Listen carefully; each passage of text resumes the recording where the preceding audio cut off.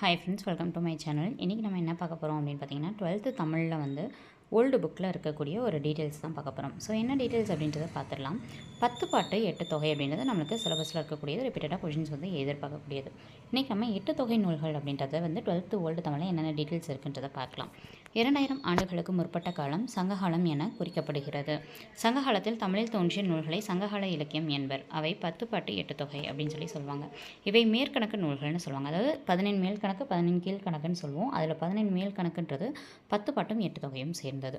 8 தொகை நூல்கள் சிலவற்றிலிருந்து பாடல்கள் சில பாடமாக அமைக்கப்பட்டுள்ளன.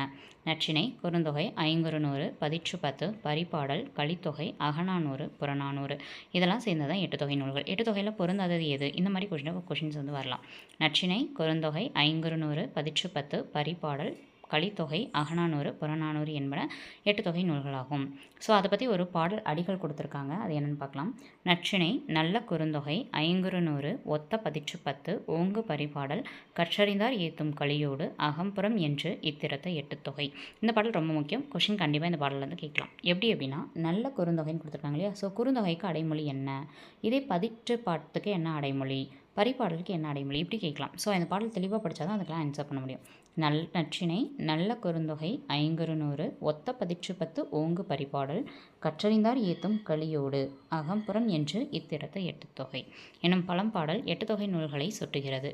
இவற்றுள் பதிற்று 10 புறநானூறும் புறப்பாடல் பற்றிய செய்தி. இது ரொம்ப முக்கியம். பதிற்று 10 புறநானூறு தான் புறப்பொருள் பற்றிய செய்தி கூறுது. இதே பரிபாடல் அப்படின்னா அது அகம்புறம் ரெண்டையுமே சேர்த்து சொல்லக்கூடியது. ஓகேங்களா? இப்போ மொத்தம் 8 தொகை நூல்கள்னு பார்த்தோன்னா 8 நூல்கள் இருக்குது. அதில் 2 நூல்கள் என்னென்ன நூல்கள்? புறநானூறு, பதிற்று 10. இது ரெண்டும் என்ன நூல் அப்படின்னா புறப்பொருள் சார்ந்தது. ஒன்று பரிபாடல் மட்டும் அகமும் புறமும் சேர்ந்தது. மிச்சம் இருக்கக்கூடிய 5ம் அகப்பொருள் சார்ந்தது. அகப்பொருள் பற்றிய நூல்களிலிருந்து பழந்தமிழ் மக்களுடைய அக வாழ்க்கை முறையை நம்ம தெரிஞ்சுக்கலாம். புறப்பொருள் நூல்கள்லேருந்து புற வாழ்க்கை, அதாவது போர், வீரம் இதை பற்றி தெரிஞ்சுக்கலாம். மேலும் சங்ககால பாடல்களில் பலவும் பழந்தமிழ் இலக்கணமாகிய தொல்காப்பியத்திற்கு இலக்கணங்களாய் திகழ்கின்றன. சங்ககால புலவர்கள் உள்ளுரை, உவமை, இறைச்சி என்னும் இலக்கிய உத்திகளை மிக சிறப்பாக கையாண்டுள்ளனர். இவை இரண்டையும் குறிப்பு பொருள் உத்தி என அழைக்கலாம். வெளிப்படையாக தெரியும் பொருளோடு பெரிதொரு பொருள் புலப்படுமாறு அமைப்பது உள்ளுரை உத்தி அப்படின்னு சொல்லியிருப்பாங்க. அதாவது இந்த பாயிண்ட் நம்ம ரீட் பண்ணணும். வெளிப்படையாக தெரியக்கூடிய ஒரு பொருளோட இன்னொரு பொருளை புலப்படுமாறு அமைக்கிறது உள்ளுரை உத்தி. உள்ளுரை உவமை அப்படின்றது சொன்ன அளவில் ஓமைக்கப்படும் பொருள் புலப்படும். அதாவது ஓமைக்கப்படக்கூடிய பொருள் தெளிவாக தெரியும். ஓமைக்கப்படும் பொருள் வெளிப்படையாக இராது அப்படின்னு கொடுத்துருக்காங்க. ஓமைக்கப்படும் பொருள் தெய்வம் ஒளிந்த கருப்பொருளாக இருக்க வேண்டும். தெய்வத்தை வச்சு ஓமைக்கப்படும் பொருள் இருக்கக்கூடாது அப்படின்றத சொல்லியிருக்காங்க. உள்ளே மறைவாக படிந்து கிடக்கும் குறிப்பு பொருளை உவமை ஆற்றலால் வெளிப்படுத்துவதால் இதனை உள்ளுரை உவமைன்னு சொல்கிறோம். அதில் குறிப்பு பொருளால் ஒன்று உணர்த்தணும், படிக்கிறவங்க அதை புரிஞ்சுக்கிற மாதிரி இருக்கணும். கூற வந்த பொருள் வெளிப்படாது மறைவாக இருக்க அதனை உணர்த்த வேறொரு பொருள் வெளிப்படுமாறு அமைக்கக்கூடிய இலக்கிய உத்தி இறைச்சின்னு சொல்கிறோம். அதாவது என்ன, இங்கே மேலே பார்த்தது இறைச்சின்னு ஒன்று இருக்குது, இன்னொன்று உள்ளுரை உவமை. இந்த உள்ளுரை உவமைன்றது வெளிப்படையாக தெரிகிற அளவுக்கு கொஞ்சம் சொல்லுவாங்க. ஆனால் இது என்னென்னா, கூற வந்த பொருள் வெளிப்படையாக இருக்காது, மறைவாக இருக்க அதை உணர்த்துறதுக்கு வேறு ஏதாவது பொருளை வச்சு சொல்கிறாங்க. அதுதான் இறைச்சின்னு சொல்லுவோம். இதுவும் தெய்வம் நீங்களாக கருப்பொருளை வர்ணிக்கும் வர்ணனையில் குறிப்பு பொருளாக அமையும் தன்மை கொண்டது அப்படின்னு கொடுத்துருப்பாங்க. ஸோ இந்த ரெண்டும் லாஸ்ட்டில் இருக்கக்கூடிய இந்த 2 உள்ளுரைவும் இறைச்சி பற்றி ஜஸ்ட் ரீட் பண்ணால் போதும். அடுத்தது புறநானூறு. புறம் +4 புறநானூறு. இந்நூலை புறப்பாட்டுன்னு சொல்லுவோம், புறம் எனவும் வழங்குவோம். வெட்சி, கரஞ்சை, வஞ்சி, காஞ்சி, நொச்சி, உளிஞ்சை, தும்பை, வாகை, பாடான், பொதுவியல், கைக்கிளை, பெருந்திணை ஆகிய புறத்திணைகளுக்கு உரிய துறைப்பொருள்கள் 400 பாடல்களை இந்நூல் கொண்டிருக்கு. புறநானூறுன்ற பெயர் இதுக்கு இருக்குது. இந்நூலின் கடவுள் வாழ்த்து பாடலை பாரதம் பாடிய பெருந்தேவனார் பாடியுள்ளார். இந்நூலின் பாடல்களுள் பல்வேறு காலத்தில் வாழ்ந்த பல்வேறு புலவர்களால் இது பாடப்பட்டிருக்கு. இந்நூலை தொகுத்தவரோ தொகுப்பித்தவரோ இது ரெண்டுமே தெரியாது. ஓகேங்களா? ஸோ புறநானூறு பொறுத்த வரைக்கும் தொகுத்தவரும் கிடையாது, தொகுப்பித்தவரும் கிடையாது. ஏன்னா பெயர்கள் நமக்கு கிடைக்கல. முடியுடை மூவேந்தர்கள், சிற்றரசர்கள், அமைச்சர்கள், சேனை தலைவர்கள், வீரர்கள், கடையெழுவள்ளல்கள், கடைச்சங்க புலவர் என பலருடைய வரலாற்று குறிப்புகளையும் அக்கால மக்களின் வாழ்க்கை முறை முதலியவற்றையும் இந்நூல் நன்கு அறியலாம். புறநானூற்றின் கண் 11 புறத்துணைகளும் 65 துறைகளும் எழுத்தாளப்பட்டுள்ளன. இது ஏற்கனவே டைம் கொஸ்டினில் கேட்டிருக்காங்க. ஓகேங்களா? புறநானூற்றில் எத்தனை புறத்துணை பற்றி சொல்லியிருக்காங்கன்னா 11. ஓகேங்களா? மொத்தம் எத்தனை துறைகள் பற்றி சொல்லியிருக்காங்கன்னா 65 துறைகள் பற்றி என்ன பண்ணியிருக்காங்கன்னா சொல்லியிருக்காங்க. ஸோ 65 துறைகள் பற்றி சொல்லியிருக்காங்க.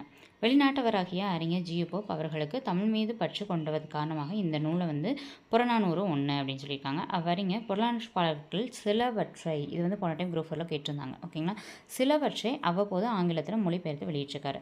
தமிழரின் உயரிய வாழ்வியல் சிந்தனைகளை கருவூலமாக கொண்ட விளங்க நூல். இதிலே வந்து நம்ம புறநானூற்றில் இருக்கக்கூடிய ஃபுல் பாடல 400 பாடலையுமே வாரன் விஸ்டம்ன்ற தலைப்பில் வந்து இன்னும் பெருசாக இருக்கும். ஓகேங்களா, ஸோ வந்து கிளாசிக்கல் லாங்குவேஜ்ன்ற மாதிரி இது வந்து ஜார்ஜ் எல்ஹார்ட் அப்படின்ற முழுசாக வந்து மாற்றியிருப்பார். பல்சான்றீரே கயன்முள் அண்ண நரைமுதிர் திரைகவுட் பயனின் மூப்பிர் பல்சான்றீரே கணிச்சி கூர்ம்படை கடுந்திரல் ஒருவன் பிணிக்கும் காலை இறங்குவிர் மாதோ நல்லது செய்தல் ஆற்றீராயினும் அல்லது செய்தல் ஓம்பும் எனதுதான் எல்லாம் உவப்பது அன்றியும் நல்லாற்று படுவும் நெறியுமார் அதுவே. இந்த பாடல் வந்து நம்மளுக்கு புறநானூரில் இடம்பெற்றிருக்கு. இந்த பாடலை எழுதியவர் நரிவேறு உத்தலையார். திணை பார்த்தோன்னா பொதுவியல் திணை, துறை வந்து பொருண்மொழி காஞ்சி துறை. பொதுவியல் திணைனா என்ன, பொருண்மொழி காஞ்சி துறைனா என்ன அப்படின்றதையும் நம்மளுக்கு என்ன பண்ணியிருக்காங்கன்னா கீழே எக்ஸ்ப்ளனேஷன் கொடுத்துருக்காங்க. வெற்றி முதல் பாடன் இறுதியாக தொல்காப்பியனார் கூறும் புறத்திணைகளுள் கூறப்படாத செய்திகளையும் அகத்திணைகளுக்கு பொதுவான செய்திகளையும் கூறுவது தான் பொதுவியல் திணை.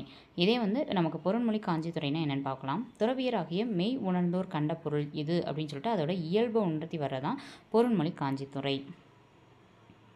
அடுத்தது எரிந்திலங்கு சடைமுடி முனிவர் புரிந்து கண்ட பொருள் மொழிந்தன்று அப்படின்னு சொல்லக்கூடிய நூல் எதுன்னு பார்த்தோன்னா புறப்பொருள் வெண்பாமாலை. ஸோ புறப்பொருள் வெண்பாமாலைன்றது நம்மளுக்கு நல்லாவே தெரிஞ்ச ஒரு நூல் தான்.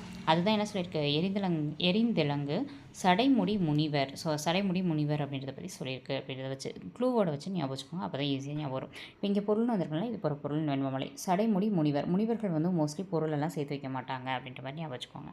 நரிவெருவுத்தலையாரால் பாடப்பட்டோன் சேரமான் கருவூர் ஏறிய உள்வாட் கோப்பெருஞ்சோழனின் பொறை ஆவான். இவர் இயற்றிய பாடல்கள் குறுந்தொகையிலும் திருவள்ளுவமாலையிலும் இடம்பெற்றிருக்கு. ஸோ அறிஞர் பொருள் கொடுத்துருக்காங்க. பல்சான்றீரேன பலராகிய சான்றோரே, கயன்முள் அப்படின்னா மீனோட முள், திரைக்கவுள் சுருக்கங்களை உடைய கன்னம், கணிச்சி அப்படின்னா மழு ஆயுதம், கூர்ம்படை குறிய ஆயுதம், கடுந்திரல் கடுமையான வலிமை, ஒருவன் அப்படின்னா யமன், பிணிக்கும் கட்டி கொண்டு போகும், நல்லாறு நன்னெறி, ஆற்றீராயினும் இயலாதேர் ஆயினும் நெறியும் வழியும், ஓம்புமின் அப்படின்னா தவிர்த்துருங்க அப்படின்னு அர்த்தம். பாவகை நெரிசை ஆசிரியப்பால் பாடியிருக்காங்க. இலக்கணம் பற்றி இங்கே வந்து கொடுத்துருக்காங்க. கையன் முள் அப்படின்றது வந்து 6ஆம் வேற்றுமை தொகை. கையனது முள் அப்படின்னு சொல்லுவோம். ஓகேங்களா, மீனினது முள் அப்படின்ற மாதிரி சொல்கிறோம் இல்லையா, அது மாதிரி அதனுடைய முள் அந்த இடத்துல அதுன்ற வரல வரும். ஐயாளுக்கும் இன்னது கண் அப்படின்றதுல அதுன்றது 6ஆம் வேற்றுமை தொகை, அதனால் இந்த இடத்துல வந்திருக்கும். திரைக்கவுள் அப்படின்றது நம்மளுக்கு என்னென்ன வினைத்தொகை. ஓகேங்களா, இது 3 காலத்துக்கும் பொறுத்த மாதிரி வருது. ஸோ திரைக்கவுள்ன்றது வினைத்தொகை. கூர்ம்படை மற்றும் கடுந்திரல் இது கூர்மை ப்ளஸ் படை, கடுமை ப்ளஸ் திரள், மை விகுதி வரதுனால பண்பு தொகைகள். ஆற்றீர் ஈர் அப்படின்னு வந்துட்டாலே என்ன அப்படின்னு சொல்லி பார்த்தோன்னா முன்னிலை பன்மை வினைமுற்று விகுதி. ஸோ இது ஈஸியாக நம்ம வந்து கண்டுபிடிச்சிடலாம். ஸோ திரைக்கவுள் கொஞ்சம் வித்தியாசமாக இருக்குது. ஸோ கேட்கலாம். கைன்முள் பார்த்து வச்சுக்கோங்க. ஓகேங்களா, கேட்கலாம். அடுத்து ஆட்சிக்குடல் ஆக்குடல் ஈர்னு இதை பிரிப்போம்னு சொல்லிட்டு கொடுத்துருப்பாங்க. இதை ஜஸ்ட் ரீட் பண்ணால் போதும். ஓகேங்களா, பகுபதர்களும் ஜஸ்ட் மட்டும் ரீட் பண்ணுங்கள், போதுமானது. ஓம்பமின் அப்படின்றது வந்து ஏவல். மோஸ்ட்லி இந்த மின் அப்படின்னு வந்துட்டாலே ஏவல் பன்மை வினைமுற்று தான். படுவும் அப்படின்னு வந்துச்சு அப்படின்னு இது இசை நிறை அளபடை செய்யுள் இசை அளபடையில் வரக்கூடியது. எது அப்படின்னா படுவும் அப்படின்றது. ஓகேங்களா, இதுவுமே கொஞ்சம் இம்பார்ட்டன்ட் தான், பார்த்து வச்சுக்கோங்க. மேபி வந்து அளபடைகளில் இதில் நமக்கு இலக்கண குறிப்பு கேட்கலாம்.